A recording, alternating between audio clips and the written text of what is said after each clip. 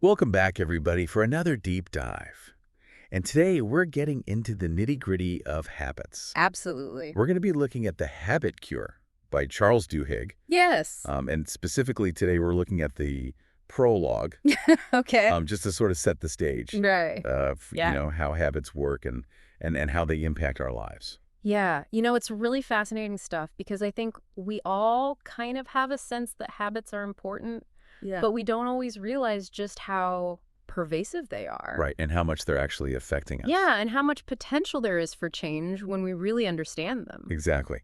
So Duhigg starts out with this story that I found really compelling about a woman named Lisa Allen, Uh-huh. who he describes as the scientist's favorite participant Oh, wow. in a habit study. And, I was like, okay, Lisa Allen, why is she the favorite? Right. What's so special about her? What Yeah. makes her stand out? Exactly. And Mhm. and it's pretty remarkable. Yeah. She went from being, kind of an average person struggling with some typical things like smoking, being overweight, Mm-hmm. kind of, having trouble managing her finances, going through a divorce. Right. Those everyday struggles. Right. And she ends up quitting smoking, Wow. losing weight, Mhm. running a marathon, and actually ends up trekking across the Egyptian desert.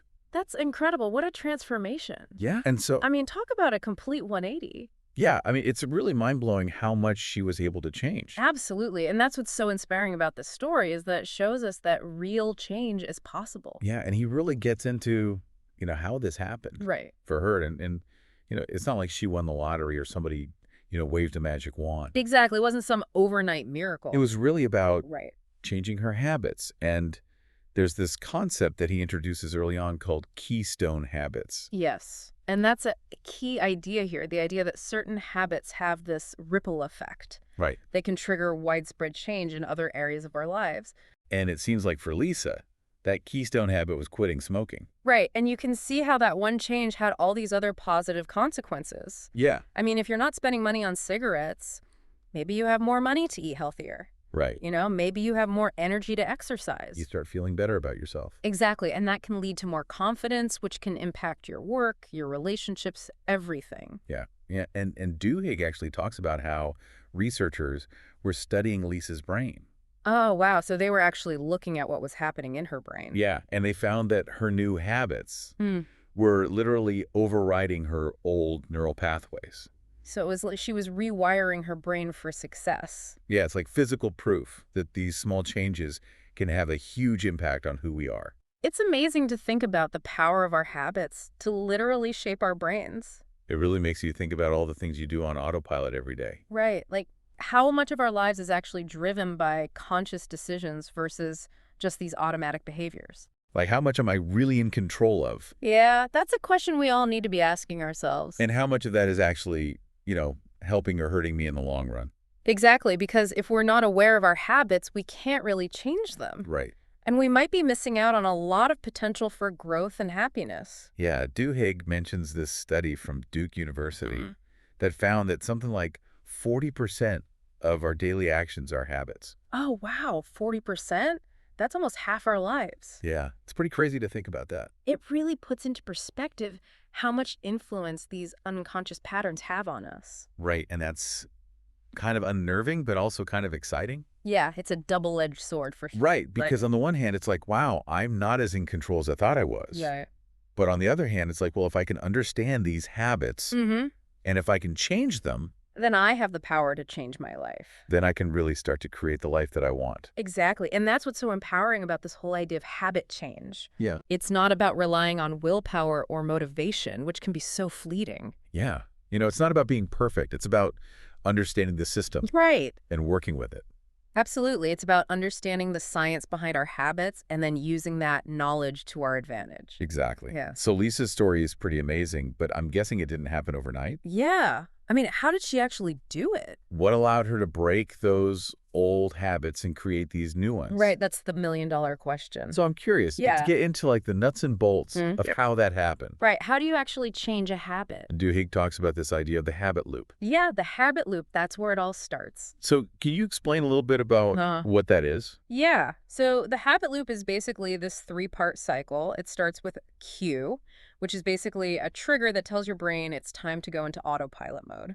Okay. Then there's the routine, which is the actual behavior itself, the thing you do automatically. Right. So for Lisa, the cue might have been feeling stressed, Yeah, exactly. Or maybe it was a certain time of day or being in a particular place. and the routine was lighting up a cigarette. Right. And then the third part of the loop is the reward, which is what reinforces the habit, makes you want to do it again. So the reward is that feeling of relief or relaxation that she gets from smoking. Exactly. And the more times you repeat that loop, the stronger the habit becomes. It's like a feedback loop. Yeah, it's like a self-perpetuating cycle. But the good news is that once you understand the loop, you can start to change it. Right. That's where the power comes in. Yeah. Understanding that we're not just victims of our habits. We can actually take control of them. Okay, so how do we actually change the loop? Do we just try to ignore the cues or fight the urge to do the routine? Well, it's not quite that simple. It actually takes a bit more finesse than that. Okay, so I'm intrigued. Tell me more. We'll dive deeper into that in a future deep dive. All right, sounds good. Oh. I'm looking forward to it. So it sounds like it would take a lot of willpower to resist those urges, Yeah. especially for those really deep habits. Oh, yeah, definitely. It can be tough, no doubt about it. But Duhigg goes into a lot of detail about this Okay. in the rest of the book about how to change the habit loop. But for now, what's important, I think, is to recognize that this loop is at play even in habits we don't even think about as habits. That's right. What do I mean by that? Well, Yeah. like, think about your morning routine. Okay. Okay, so let's say your cue is waking up Okay. and you see your phone on your nightstand, Yeah. right? The routine is you pick up your phone Right. and you start scrolling through email and social media, and then the reward is you get this hit of dopamine, this feeling of being informed and connected, Right. even if ultimately it makes you feel kind of stressed and anxious. Wow, that is Yeah. totally me. Right. I hadn't really thought about it like that. But it's true. I Yeah. kind of start my day Yeah. with this like input overload. Right. And it seems so harmless at the time. Right. But it might not be the most effective way to start your day. Right. I like that idea of just like becoming aware of the pattern first. Exactly. Awareness is key. Yeah. Because once you're aware, then you can start to experiment with ways to change it. Right. Maybe instead of reaching for your phone first thing, Yeah. you spend a few minutes meditating or stretching or just sitting quietly with a cup of coffee. Yeah. See how that impacts your mood and your energy levels. I love that. And it's not about, beating yourself up for having the habit in the first place. Exactly. It's really just recognizing it and then making a conscious choice Right. about whether you want to keep it. It's about taking back control. Yeah. And what's so cool is that Duhigg doesn't stop there.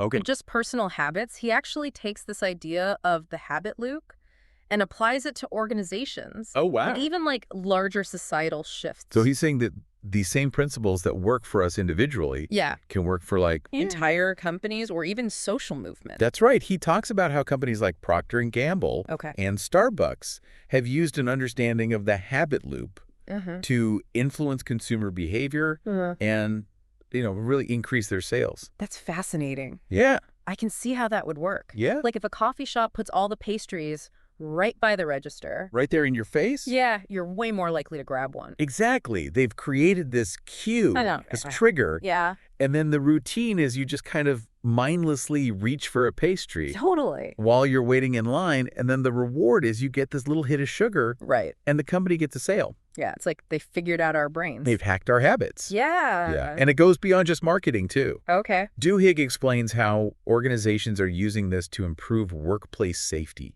boost employee productivity, create a more positive and supportive company culture.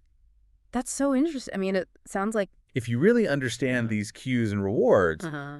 you can kind of like engineer people. Yeah, in a way, you can design environments Yeah. and systems that encourage certain behaviors. Right.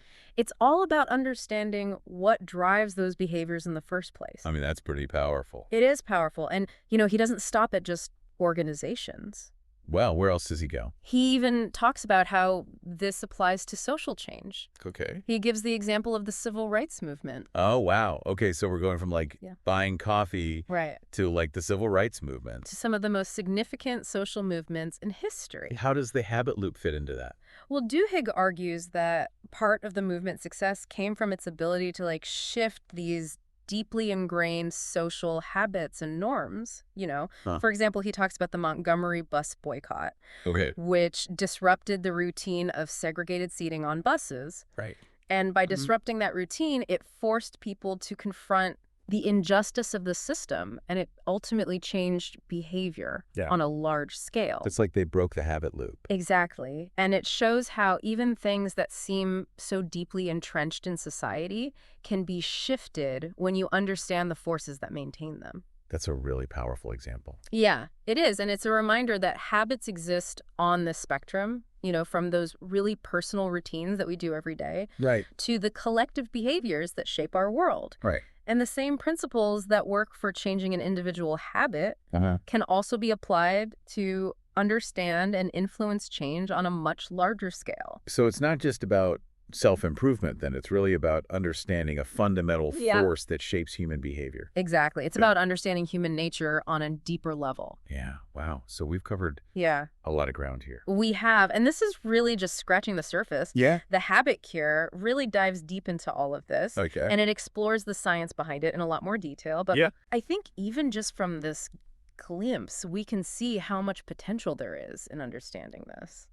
Yeah. I'm definitely starting to see habits in a whole new light. Me too. It's really fascinating. What started as this, simple exploration of my morning coffee routine Uh-huh. has become this Yeah.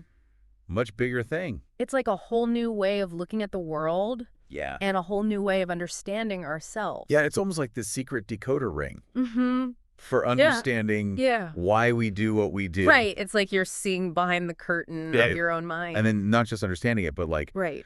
having the ability to change it. Exactly. And that's what I find so empowering about this, is Yeah. that it's not about, relying on willpower Right. or motivation, which can be so fickle. Oh, totally. Yeah. It's like, today I feel motivated, tomorrow I don't. Right. It's really about understanding the system Right. and working with it. So like, where do we go from here? Yeah. I mean, we've established habits are powerful. Right. They shape our lives. Absolutely. But also like, how do we actually Mm-hmm. start to change Yeah. That's the big question. the things that aren't serving us? Right. And I think even just from this prologue, this is really just the tip of the iceberg Yeah. in terms of what Duhigg covers in the book. Right. But even from this, we can extract a key takeaway. Okay, hit me with it. All right. So the biggest takeaway is that change is possible. Okay. Even deeply ingrained habits, Okay. those patterns that feel like they're just wired into us, Uh-huh. those can be changed. Okay. It takes effort. Okay. It takes understanding, but it's absolutely doable. Yeah. I mean, Lisa's story is proof of that, right? Absolutely. She went from being completely overwhelmed by her habits Yeah. to transforming her life. And she didn't just like change everything at once. Right. It really started with that one. Exactly. But The you already got one it, so. keystone habit, and then everything else started to fall into place. Right. Yeah. And that's something I think we can all start to think about. Absolutely. Like, what's one area Mm-hmm. where you want to see positive change? Yeah. What's that one habit that if you could shift it, Right? could have this ripple effect Yeah. in other areas of your life? Of a domino effect. Exactly. A domino effect. I like that. So think about your morning routine. Oh, yeah. Your work day, Yeah. your evenings. It's one small change Mhm. you could make that could potentially have a big impact. So not trying to change everything at once. Right. Just like that one little thing. Find that keystone habit, Okay. the one that unlocks the door to bigger transformations. It's exciting and kind of daunting at the same time. Yeah, it is. But the fact that it's based on science, Right. it's not just about willpower. Yeah. It's about understanding these principles. That's really encouraging. It is encouraging. And I think that's what makes this topic so fascinating. Yeah. It's both, deeply personal, Uh-huh. but also universally relevant. This has been a really eye-opening deep dive. It has. It's amazing how much we can learn about ourselves Yeah, and the world around us absolutely. by understanding Yeah, these seemingly simple things. right. These little habits. Yeah. Like, who knew that my morning coffee routine Right. could unlock the secrets of the universe? It's all connected. Well, thank you so much for joining me on this deep dive into the habit cure. It's been my pleasure. And to all of our listeners out there, I encourage you to pick up the book. Yes. Keep exploring this idea of habits. Absolutely. Think about that one keystone habit you want to focus on Mm-hmm. and start building the life you want. One habit at a time. One habit at a time. Thanks, everybody, for listening. We'll see you next time.